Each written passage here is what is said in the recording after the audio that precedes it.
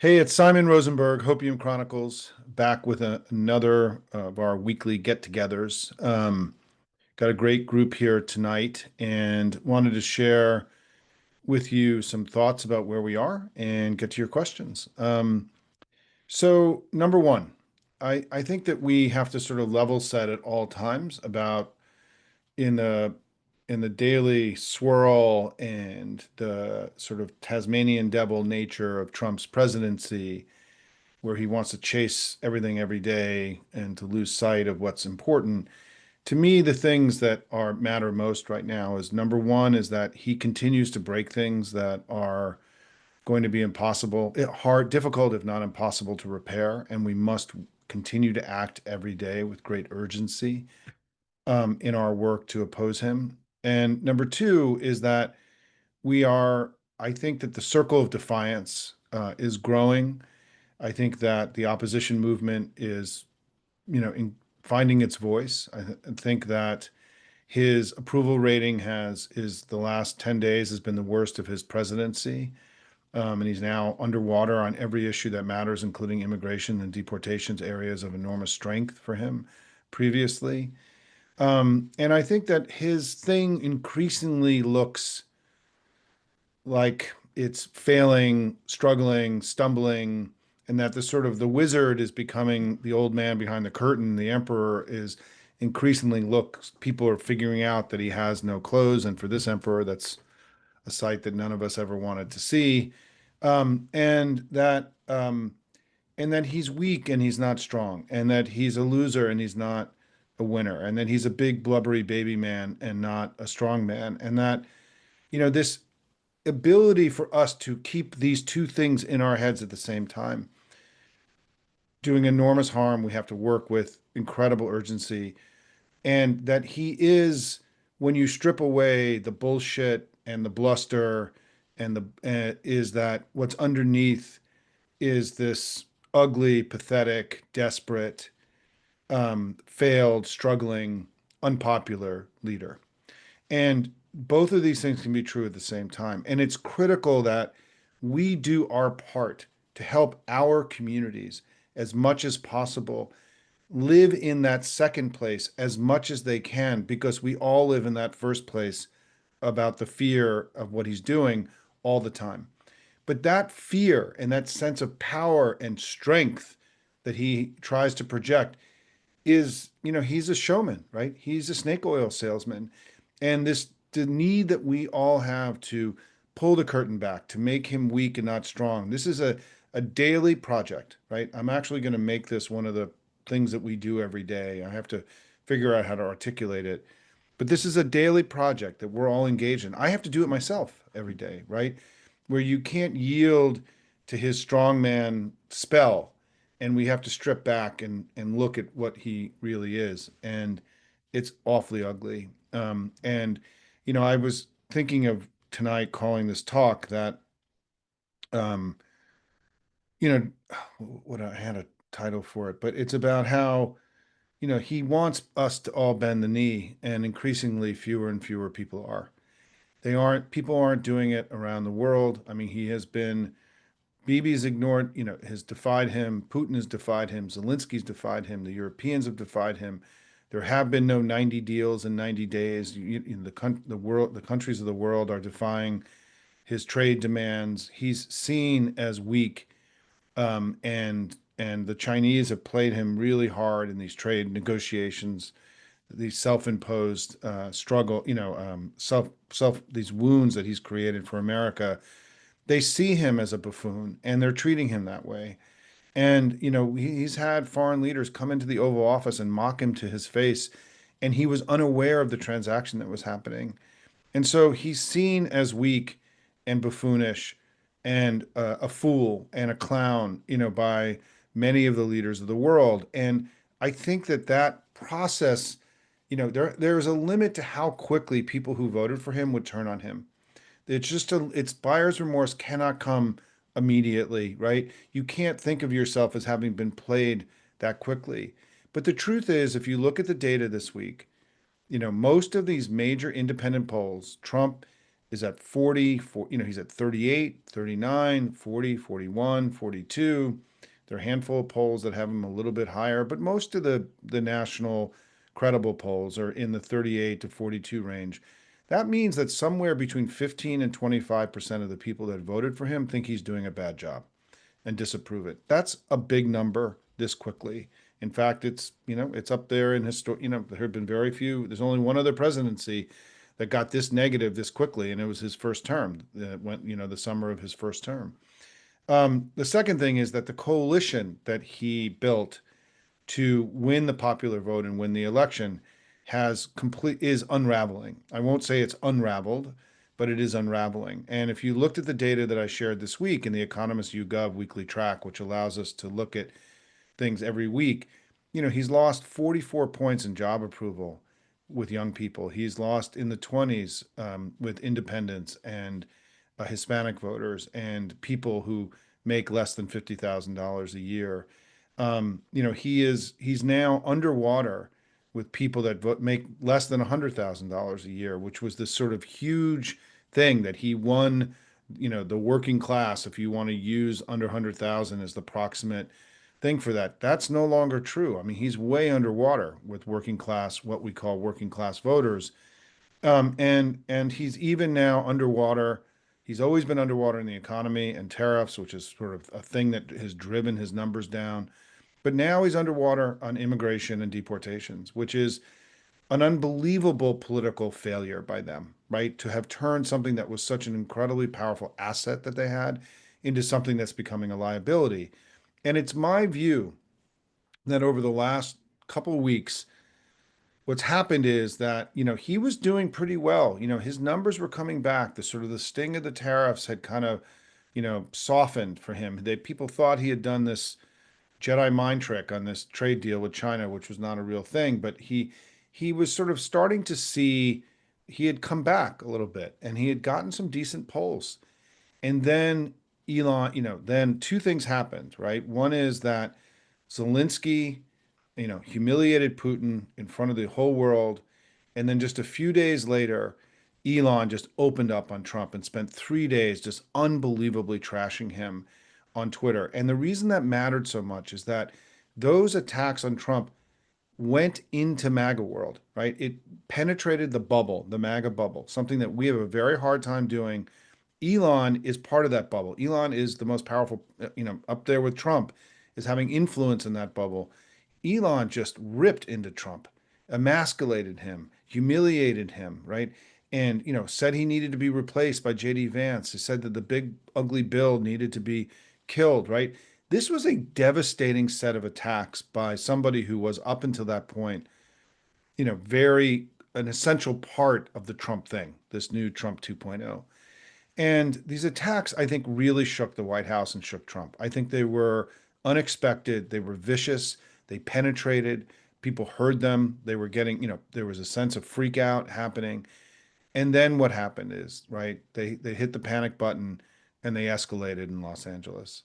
And we went from, a protest of 300 people in an LA suburb, to then having the National Guard being nationalized, the California National Guard being nationalized, and then the Marines brought in within just a few days, right? And it was because they desperately needed, it was a form of wag the dog. It was they needed to change the subject. They, needed to be strong again because Stephen Miller and Trump had been emasculated. And Stephen Miller was also starting to figure out that in this kind of maniacal goal that he has of 3,000 people being arrested and detained a day, to get rid of the 10 to 15 million people that he's now targeting in the United States, 6% of our population, 5% of our workforce that Stephen Miller wants to leave the country, that he just things weren't going fast enough, that ICE and DHS weren't equipped to do these kind of urban raids, where they would go into neighborhoods and pull people out like they were doing, they tried to do in Paramount, California. And so I think he called in the National Guard and the Marines for to help, his flagging and struggling immigration enforcement agenda. He did it to change the subject. He did it to, scare immigrants so they would leave the country and self-deport. This is all part of the self-deportation strategy. But it backfired. And it is clear in the polling that this sort of immigration enforcement overreach is now driving his numbers down. And he's lost, in depending on the poll, even in Fox News's poll that came out last night that Trump has been trashing today, he was underwater on immigration. He was underwater on every major issue. And he was -8 in his job approval, which for that poll is really low. There have been polls that are showing him now, -12, -13, -16, -21, right? But the Fox poll was really brutal, and it was all over Fox in the last 24 hours, right? And so Trump, I think, his failure is being thrown in his face. And so the sort of wag the dog one was the immigration enforcement um, escalation, and it backfired. So he needs something else, and as I've been calling it this week, he's wagging every dog he can possibly find right now. He's looking down the streets for more dogs to wag and more tails to yank. And he found Iran. And, what happened with Iran is that he saw Bibi succeeding, all of a sudden, this kind of wild, outrageous, attack and declaration of war on Iran that Israel is executing, went from being something that he didn't support, told Bibi not to do it, right? We know this from reporting, to being like, okay, this is like kind of working, and like in a very Trumpian way, okay, this is working. I want to be part of it without consulting the security apparatus underneath him, right? Because he's an impulsive, delusional old man. And he kind of just started like, oh man, maybe we're going to go in there and we're going to get this done. Meanwhile, Marco Rubio had put out a statement immediately saying we had nothing to do with this, and we don't want to do this. And all of a sudden, Trump was like, and it was a sign of their desperation. It was their sign of their need to change the subject and to wag the dog. And of course, like everything, so many things that Trump does, he flirts, he moves, he steps, and then he pulls back. And today he tacoed, right? He chickened out on, going to war, because what it would have been is that we would have declared war. We would have entered a war against Iran. And all of a sudden, the United States would have been in a major war in the Middle East, which is something that he promised not to do. He promised peace immediately. He promised to resolve the Gaza conflict. He promised to resolve all the various wars happening in the Middle East. He told us he was going to end the Ukrainian war in 24 days. And none of these things have happened. And as Adam Smith said in our interview today, in fact, the world's more dangerous today than it was when he took office. Things are going in the wrong direction in every way. And for him to have joined an act of war in the Middle East would have been a clear and obvious betrayal of everything that he had told us he was going to do. And it's not surprising, because he is a betrayer. His agenda, as I call it, is an agenda of sabotage, plunder, and betrayal. Is that he is a betrayer. He betrays things. He is morally unsound, and he doesn't care about commitments or promises that he makes. And so here we are, this morning, I was sort of, and Adam Smith and I were both in the place that we thought it was likely that Trump was going to join the war based on the way he was discussing. But of course, now they pulled back today. He tacoed, right? He chickened out. He said, oh, we're going to, give me 2 weeks.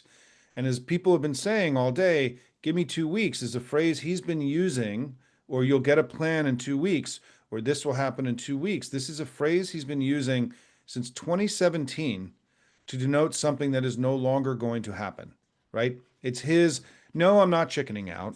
No, I'm not tacoing, right? No, I'm not, looking like I'm a fool and I made a bad step and my advisors told me what an idiot I was being and I needed to pull back.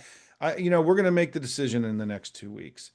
And I don't know what's going to happen, but it has been amazing to see the blowback among Republicans. And I think it's particularly true because he's already in a very weakened state. His his bill, I've been sharing information about the Senate bill. His bill is running into serious problems in the Senate. I don't know that we're going to be able to kill it, but we killed the ACA repeal in 2017. His first major legislative initiative failed in 2017, and it was brutal for his presidency. This thing is a terrible bill that's going to do enormous harm to the country for the benefit of a handful of very wealthy people.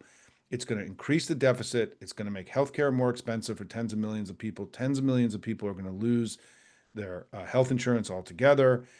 Food people are going to starve, right? I mean, people will die because of this bill to give tax cuts to Elon and the other guys in his cabinet, while also exploding the deficit. This thing is disastrous. We now know they've even added this provision to sell off, huge amounts of land, federal land, right? Without and remember, none of this is being debated.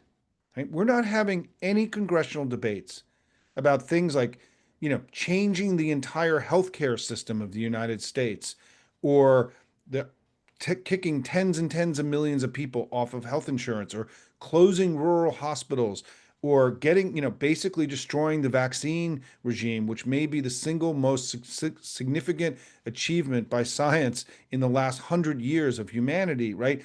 These enormous things that are happening without congressional debate. There's no debate happening. There are no hearings. There is nothing. They are trying to ram all this through. And the truth is, this bill is a piece of shit and it polls terribly. It's minus 20, minus 25. They have lost the argument about this bill.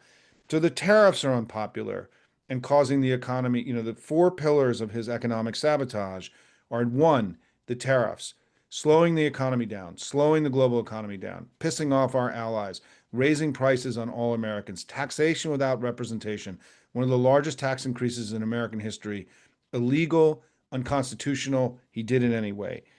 It's doing enormous harm to the country. Number two, this big, ugly bill, which is going to do additional unbelievable harm.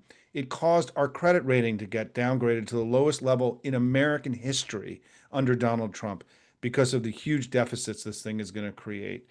And while it also does all the things that we discussed earlier, right? Healthcare costs are going to go up for everybody. The healthcare system is going to be dramatically weakened. Tens of millions of people are going to lose their health insurance. It is a disaster, this bill, in every possible way. It's just blinding greed by a few people and their handmaidens in the Senate and the House. Third, mass deportations. What it's going to do, and what it's, 10 to 15 million people, you remove 5% of the workforce, you're going to create labor shortages. What is that going to do? It's going to make it harder for small businesses to be able to be successful in America. It's devastating for small businesses and the ag community because they won't be able to hire workers to grow. They're going to lose longtime workers that are already there. Trump had his double taco on this issue just a few days ago, where he announced that he was actually doing his first taco, which was to pull back on this broad commitment and enforcement and exempt basically, Republican constituencies, red areas of the country, hotels, ag industry. Stephen Miller apparently prevailed and got that rolled back. So he did his second taco where they reestablished all this. I showed articles yesterday in Hopium. The business community now is in a formal, unbelievable freak out about the economic harm this is going to do to the agricultural community in the United States, which is going to raise prices for us. It's going to put family farmers out of business all across the country. It's going to weaken the ability. Our food prices are going to go up. This is very inflationary. The mass deportation strategy is very inflationary, and it's also a humanitarian crisis. We had Joe Garcia on a few weeks ago who talked about how in South Florida, 1 million people are in the process of losing. They came here legally. They're losing their legal status. They can't go home. They won't be able to work. They have kids in school. They won't be able to feed their families. And it's creating a huge humanitarian crisis in South Florida. This is an inhumane, unpopular, economically harmful set of strategies, this mass deportation. And the country is turning on Trump on this, as is the business community is becoming irate. And the fourth pillar of his economic sabotage is his, well, that my light just jumped. I don't know what happened there. I guess it's responding to the energy in the room. But number four is his attack on science and research and learning and academia and public health. This is also going to be devastating for our economic prospects over time. So the four pillars of his economic sabotage: tariffs, the big ugly bill, mass deportations, the attack on science and learning and academia and public health and research. All of this is making us poorer, less capable of competing in the world. It's making Russia and China great again by weakening the United States, allowing our adversaries to make economic and geopolitical gains. It's an incredible disaster for the country, which is why here at Hopium, I still think the job number one for us as we go into the summer is to defeat this economic strategy, not just the bill.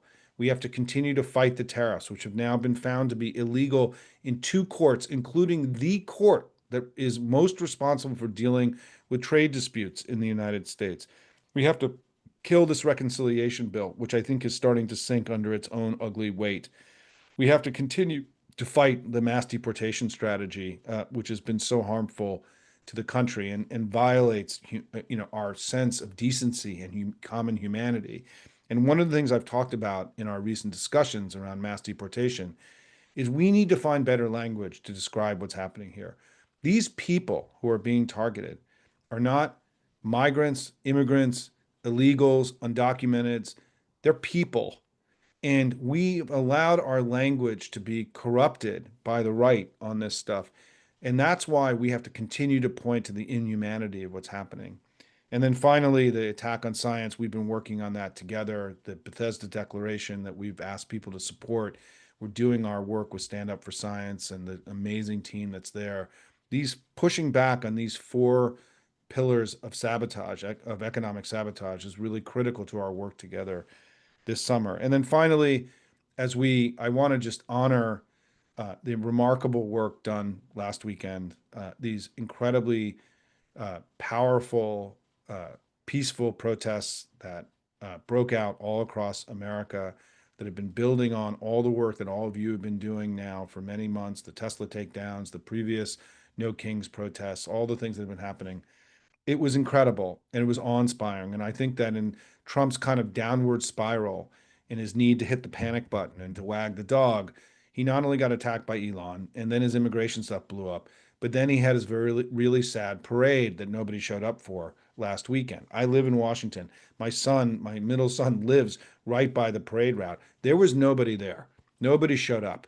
It was sad. The poor man, had nobody showed up at his birthday party.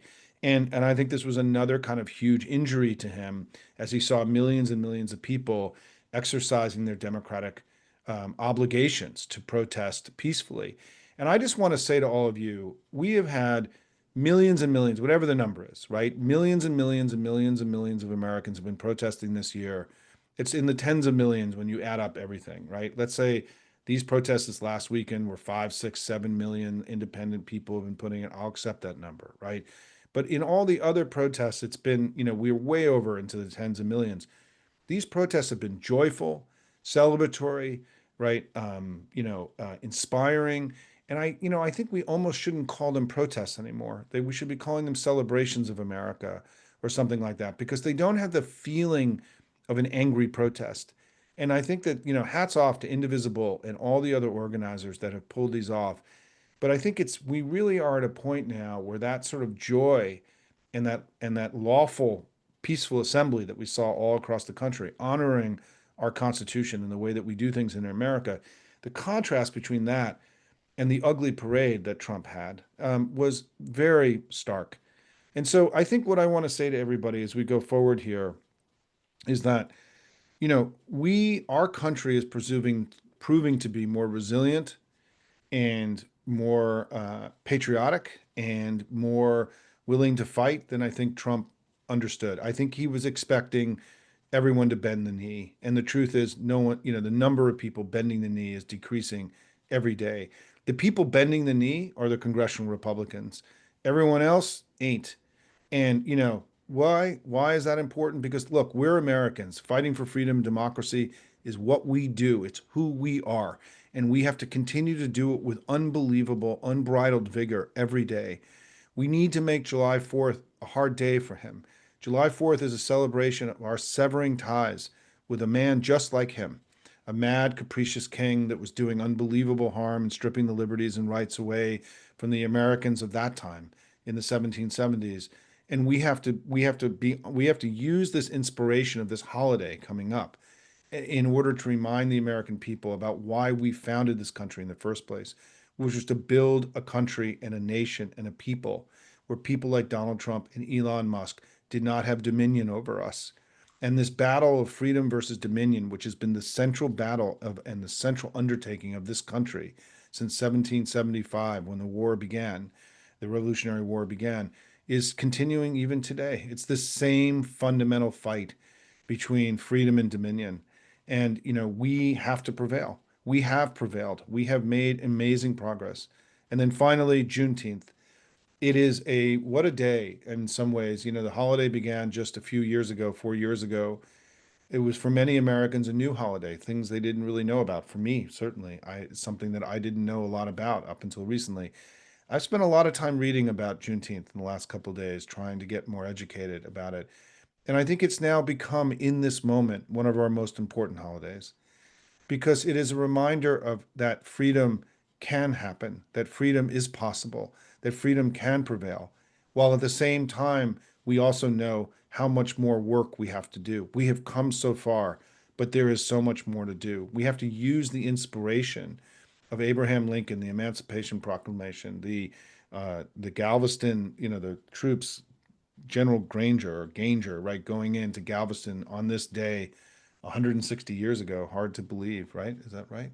160 years ago, um, to to liberate the final set of slaves that had not known that they had been liberated 2.5 years earlier. An incredibly powerful day in this moment, and I would just encourage all of you to spend time with this day. And I linked on Hopium today to a website that I found today, which is from the Museum of the African American Museum here in DC, which has an incredible set of resources to learn about Juneteenth. Really well done. Spend time there, honor there, and recognize and use it to help be the fuel that powers you in the battles ahead. Love you guys. So proud to be in this fight with all of you. I think that as ugly as it feels and as scary as it is, I think we have to sort of acknowledge the progress that we've made, together. And as Lincoln is, sending me notes here about questions. Let me get to number one, which is how to build off the No King's Day. I think that we don't know, right? I mean, I think that I think that we have to recognize number one is that we have to engage not just in the physical protests or the celebrations that we've been having, but as here, what we talk about here is that we have to make our calls to Congress every day, that this is just a requirement. It's not an option. And all of you who live in places with red congressmen or red senators have a special obligation. We've heard from Chris Van Hollen just this week at the end of our talk. He talked about how essential these calls are for helping ring the bell in the Senate and the House, right? Somebody who's been in Congress a long time. So, job one for all of us is to continue to relentlessly contact our elected leaders in Washington. And for those that are doing good things, to thank them, right? But to also, for those that aren't, to put pressure on. This stuff really matters. And I lay out every day in Hopium a series of actions that we can take. Number two, I think we need to make July 4th meaningful in our communities. There isn't a lot of time to do that. It doesn't, whether it's about readings of the Constitution or, readings of the Declaration of Independence, having people dress up, in the Founding Fathers. I don't know what to do, but I think all of you can be inspired by this and make this your own. It's not something that's angry, but it's a celebration of the founding of this country. And certainly the week of July 4th, I will hopefully be being able to bring in more understandings about the history. I think we need to use this to re-educate ourselves about why and others about why we founded this country in the first place, because it was founded explicitly so that we would not be ruled by people like Donald Trump ever again. And it's held, for a long time, but now we need to renew that energy together. Number three is that I talked about the battle to push back on the economic sabotage, right, and to kill this bill. Is the big ugly bill is really important. And I think that also staying present and communicating with your communities in power, not just to members of Congress, but as I used to call it all the time, being an information warrior and being a constructive voice in a time when it's easy to give in to frustration and anger, and to yield to sort of the sense of powerlessness that we all have. Be a leader. I guess what I could say to you, what is the follow up to No Kings, is lead, don't follow. Be positive and constructive. Do not give in to anger and frustration. Do not yield to the impulse to attack other Democrats when the people that are the real problem are Republicans. And I know that we talk about this all the time, but let me remind everybody, and for the new people that are here, I don't spend a lot of time in Hopium attacking other Democrats or criticizing other Democrats because there's an entire political party does a pretty good job at that. And I just don't think that it's actually significantly value added. And I think that yes, we can have debates and discussions. We can talk about things that we need to do to improve. I don't know that there's any website or any community that has offered more ideas about how we need to make changes in our party than I have since November of last year, in the various memos that I've written, the events that we've held, the advocacy that I've done. And one of the big ideas that came out of this community, which were these town halls, the empty chair town halls, and the chairs that are town halls are being done in red districts that are being done by the DNC and the DCCC and now by other or state parties and by other organizations. That was something that came out of our community and that I brought to the national party. Jane Klebb talked about this on camera, and it came out of a Hopium event she participated in. She brought it to the national party, and it was implemented. And so where I am going to continue to sort of use my time is to be a constructive force to continue to push things forward. And of course, I'm disappointed in things that are happening on our side. Of course, I am, but I don't spend my time there because I feel like it's an indulgence, right? We're in a time of national emergency. And for those of you who want to spend your time attacking other Democrats or focusing on all the things that are wrong and seeing the glass half empty instead of half full, you have to really do a check on that, right? Because there comes a point where that doesn't become constructive anymore, right? Where it goes into a place of being destructive and undermining and and corrosive. And where that line is, right? In any community, about when changes have to be made and improvements are required, that how that happens in a way that's, doesn't descend into factionalism and fighting, because we're going to hang together or hang separately, everybody.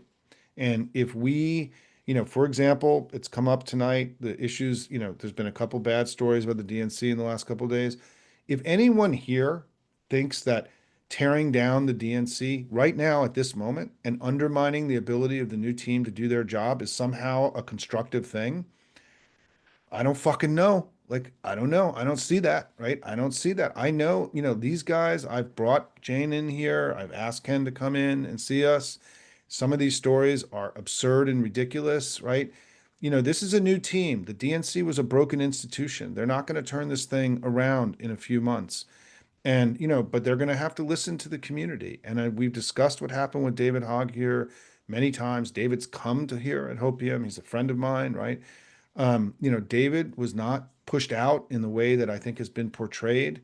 This became the reform package that Ken was pushing was something that was agreed upon many months ago, where people who were officers of the DNC could not endorse in primaries. It's a reasonable and thoughtful reform, frankly.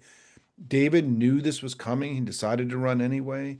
And I think I admire David and I respect David a lot. I think he pushed all this a little bit too far in a time when we need to keep the focus on the other guys and continuing to fight the other guys. And so my view here is that, I'm going to continue to support the DNC. I'm going to continue to support the state parties.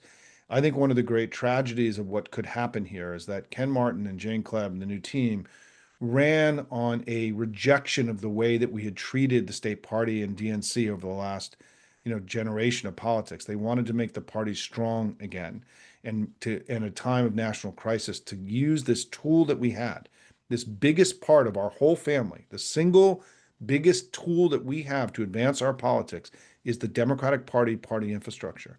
And we need to make that more effective and more powerful. And I think they have a reasonable plan to do that.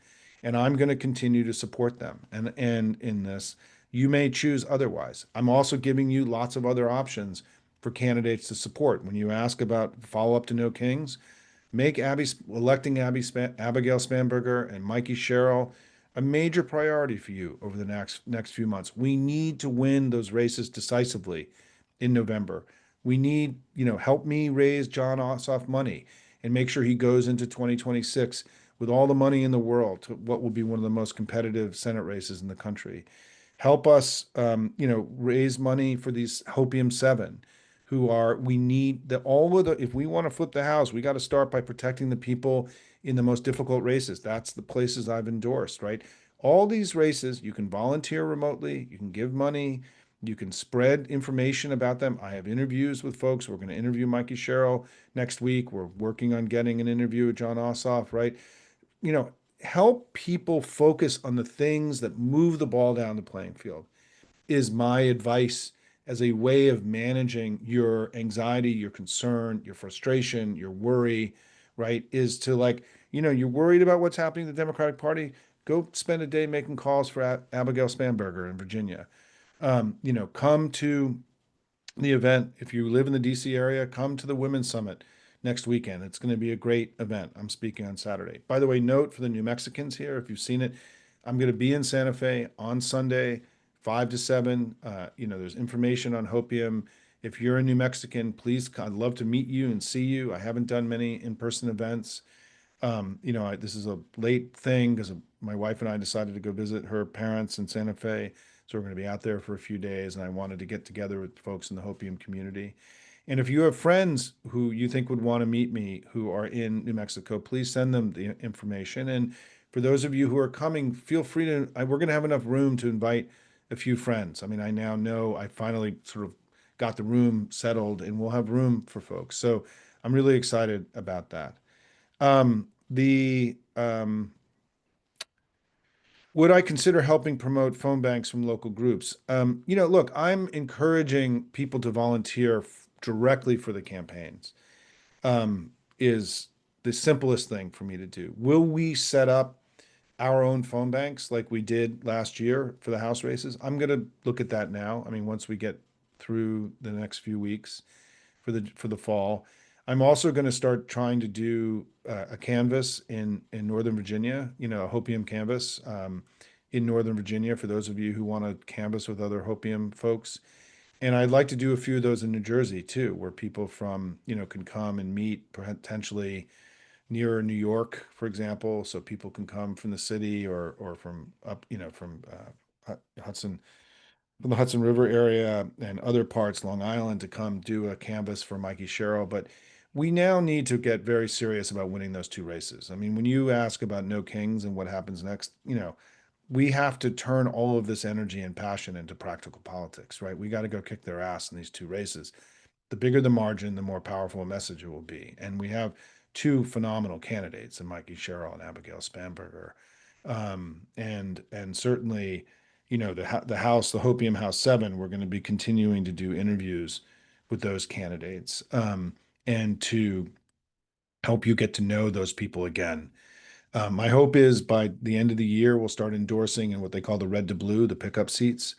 We've only had a few candidates get into those races yet, and I'm still a little bit more focused on the incumbents and giving them the money and the resources they need. But, for all of you who've been involved in indivisible groups, I mean, and doing this work, just start planning where you're going to make a difference in the election, and whether that's local elections in 2026 and work backwards, whether it's adopting these governor's races that are important, or if they're special elections or other things. We need to turn all of this passion, this energy, this intensity now into influencing what happens in Congress through our phone calls and our contacts there, and then starting to recognize the election is coming and that there's stuff we can do in the election space. Let me see. And I will continue to expand my recommendations. We're going to be I'm going to be expanding the set of recommendations we do to more things, in the coming weeks. Let me just look at other questions here. Lincoln has done a really good job in giving me.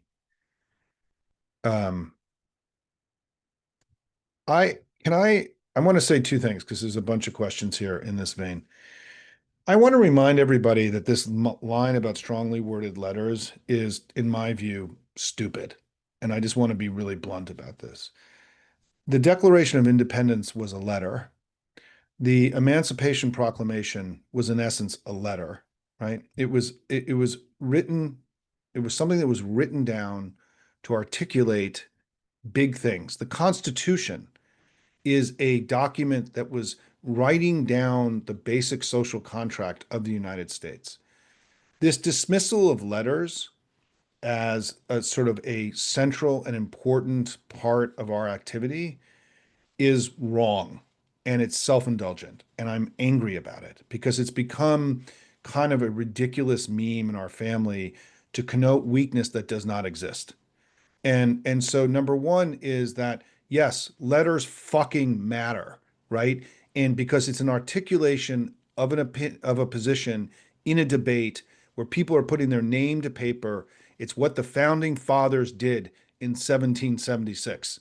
And no one should ever make fun of the idea of letter writing and putting arguments down on paper ever again. It's a betrayal of the entire way this country was founded, right? Number two, so one is that this idea that we have to oppose and articulate our opposition. I'll tell you what I wrote today, and I got one of these, oh, we're going to write more letters stuff, right? Today, immediately. What happens if we had every governor, state legislative leaders, every statewide elected official in America, every House and Senate leader in the country write a letter to Donald Trump and Kristi Noem saying, no more masked people, no more police state tactics. We have to go back to civil police activity in America, these armed, unmarked cars and everything else that's going on. It is a profound and unbelievable betrayal of the United States and everything and every democracy in the whole world. If we don't write that letter, if we do not articulate why that is, then we are not making a big argument to the American people in a collective and loud voice about something that's happening that needs to stop. And it starts with the letter. It doesn't end there, right? It starts with the articulation. When our lawyers file briefs, they're in essence writing a letter to the judge, right? They're making their case in the court of law. So we have to stop dismissing letter writing or articulation of things that need to be articulated for history, for the public, for our leaders to have words to go fight more effectively, for all of you to be more effective on the ground in your own advocacy. Letters, proclamations, declarations, court filings, all of this stuff really matters, right? Number one. Number two, in the question that got raised, let me go back and look at there was another question right now. Yeah, I mean, what about all the postcards that everybody writes, the tens and tens of millions of postcards? I mean, letter writing, postcard writing, this is like the central activity of our entire movement right now, right? And so it isn't, it is, so I think this idea that somehow this is connoting weakness is wrong. The second thing I hope everyone will read today is, if you haven't read my post this morning, go back and read the Punchbowl News story about the big ugly bill. And the story, which they reported independently, this is not media that we control, it's not a center left media, it's not Minus Touch or somebody else, right? Is that said that basically Democrats are winning the message war with the Republicans on the big ugly bill, and the Republicans know it. Catherine Rampell has a piece in the Washington Post tonight, a column. She's a phenomenal columnist, saying Republicans are not defending the bill. They've made up an imaginary bill that they're now talking about that doesn't increase the deficit, that doesn't cut Medicaid, right? They're in such a bad place on this bill from a messaging standpoint that they've invented an imaginary bill that they're actually trying to pass. And so if you're wondering about like when Democrats are going to win the message wars, right? I want to remind everybody Donald Trump has plummeted in polling, right? I mean, like if we were winning the message war, what would be the evidence of that? It would be Trump, going underwater on all of his major issues. It'd be the decline in his poll numbers. It would be the big ugly bill being 20 points negative, right? This idea that we are flaccid and weak and we suck. It just has to stop. It's become this self-indulgent kind of thing in our family that may have been true in January and February. It is not true anymore. It's not true anymore. And I am not satisfied. We can be doing more, right? But where if we had run $100 million worth of ads and we had great spokespeople out there kicking the shit out of Donald Trump over the last 3 months, what would you have expected to happen? It would be where he is right now in polling. Now, some of this can be because of his own self-inflicted wounds and his extremism and him being delusional and pushing things that are deeply unpopular. But if you read the poll that I showed from G. Elliott Morris on Monday, G. Elliott Morris ran 538, was the guy who constructed the Economist YouGov poll series, which is one of the most respected, durable poll tracks. He's now has his own Substack. Every cool kid now has got Substack, right? And he's got called Strength in Numbers, which I encourage all of you to subscribe to. He's doing a monthly poll now, and he's into polling, which is so he's moving beyond the data analysis. He's doing polling. And in his poll this week on the congressional generic, which is are you going to vote Democrat or Republican for Congress in the fall of next year, we were up 45-37. We were up 8 points.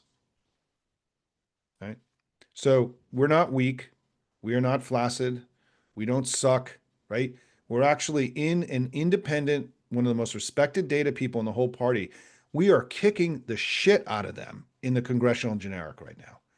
And this is why, and this gets to sort of the core of the kind of hopium theory of the case, which is that if we do not believe that we are strong and that we are effective and that we will make people's lives better, there is no reason to vote for us.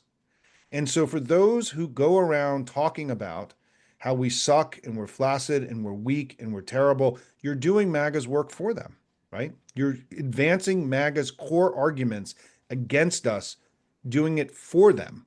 And it's why that when you do that, you should be hesitant to spend your time weakening and undermining Democrats. It doesn't mean you don't do it, right? We can have debates, we can, have disagreements, we can argue with each other, but we can't descend into factionalism. And I think that there has become this kind of meme in our family about the weakness of the party that has become this kind of touchstone for a lot of people. And it's destructive and corrosive, and we need to move beyond it because it is no longer true. You may not feel we don't have a single leader, and we're not going to have a single leader until the summer of 2028.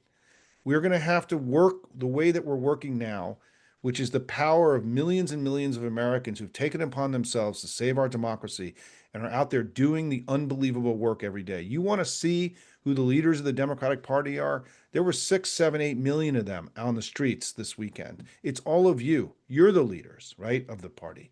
Stop asking, do the Kennedy thing. What are you going to do for your country? Not what is the Democratic Party going to do for you? We can't go into these kind of passive aggressive stances about our family. We're not going to have a single leader. We're never going to be as loud as we want, right? But you want to know, like, if you could come out of the election, and if what was the biggest concern many of us had coming out of the election, what happened with young people, right? Young people have been the core of our winning coalitions now for, two decades. There is no real way for us to win national elections without getting a very strong performance from young people. For me, in some ways, the most disturbing thing that happened in this election was the erosion of support with young people and Hispanics, which overlap because young Hispanics are also so young, right? There's an overlap to that. And if you look at the polling this week in Economist YouGov, Trump has lost 44 points in job approval with 18 to 29-year-olds. He is basically once again becoming unacceptable to young people. And there are going to be a lot of young people who are going to feel heavily betrayed by him. He said he was going to cut, prices were going to go down. They went up. He said he was not going to have, that through his strength, people all around the world were just going to yield to America and to his trade agreements and everything else. None of that's happened, right? He's now put thugs on the street, disappearing people their age, sending them into foreign gulags, right, without due process. He's never had an agenda for young people other than crypto and a handful of other things and this idea that with Trump you get a better life. But we now know that isn't true.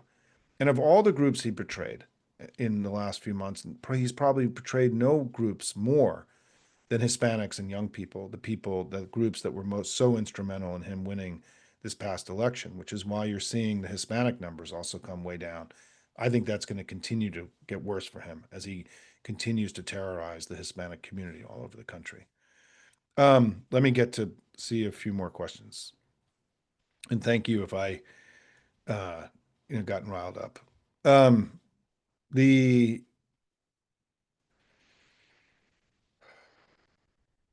Yeah, so Anne mentioned about letters, phone calls. Look, I think you have to contact congressional offices in whatever way that you feel comfortable. Some people don't like to make calls. Calls are the best way. We know that.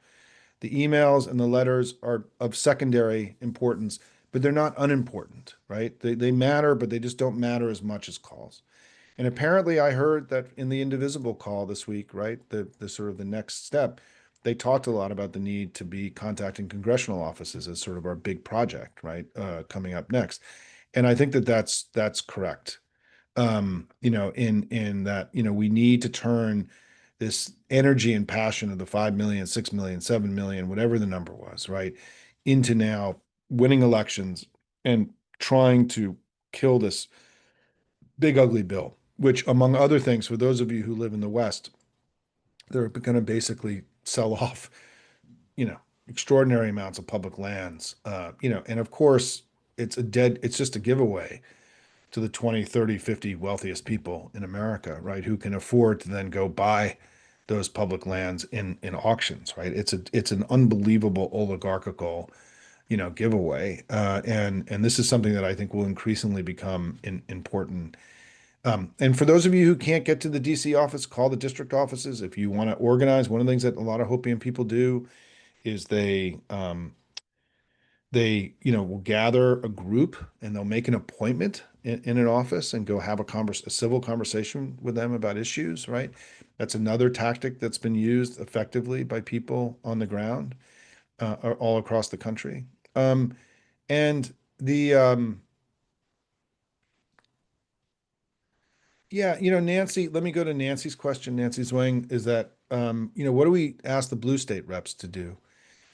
Well, I think we also have to thank our reps, right? I think that's one thing we have to incorporate into our toolbox is gratitude and acknowledgement. And when you talk to these reps and the senators, they will tell you that those calls really matter to them, right? As sort of encouragement, because most of the calls they get tell them they suck. And so the attaboy stuff I think really matters, Nancy, as one of the tools in the toolbox.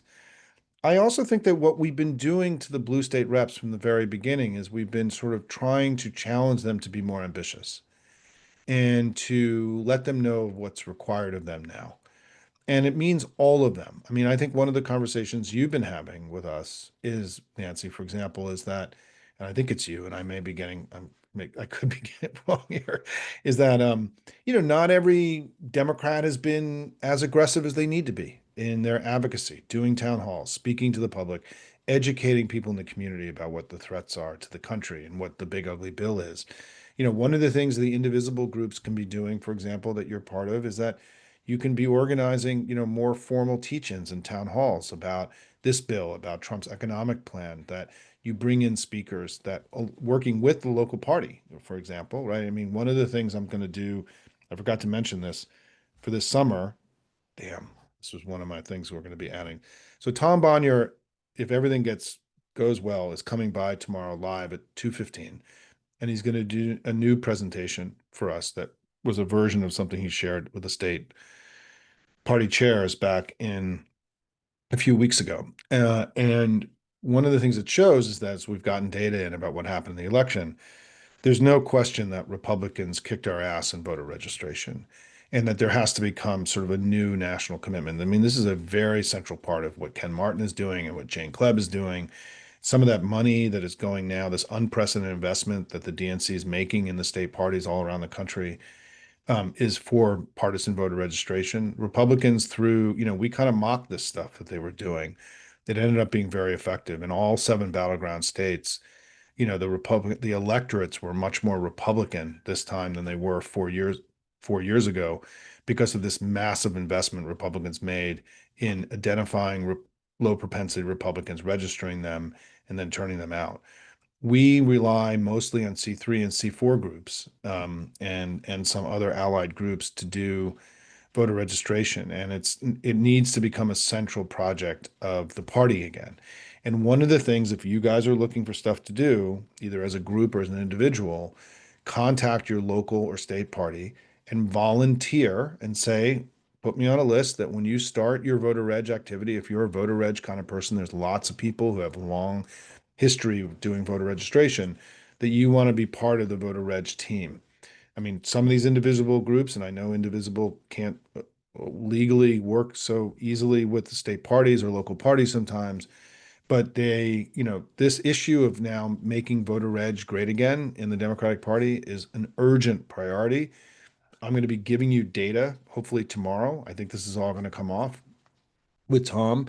If it's not tomorrow, it'll be soon. And I want, one of the things that all of you can do in addition, in terms of your electoral work, giving money, making calls, writing postcards, all this stuff that everybody does, is that you can also start forcing the local party, your local organizations to come up with voter reg plans and to start making voter registration a serious matter. One of the things that Tom and I have kind of concluded, and in the discussions, Jane Klebb talks about this a lot, we most of the first contact for young people to get registered it's not a democratic option. It's a nonpartisan option. So we don't care how they register. If they register independent, fine. If they register Republican, Democrat, fine, right? That's not part of the transaction.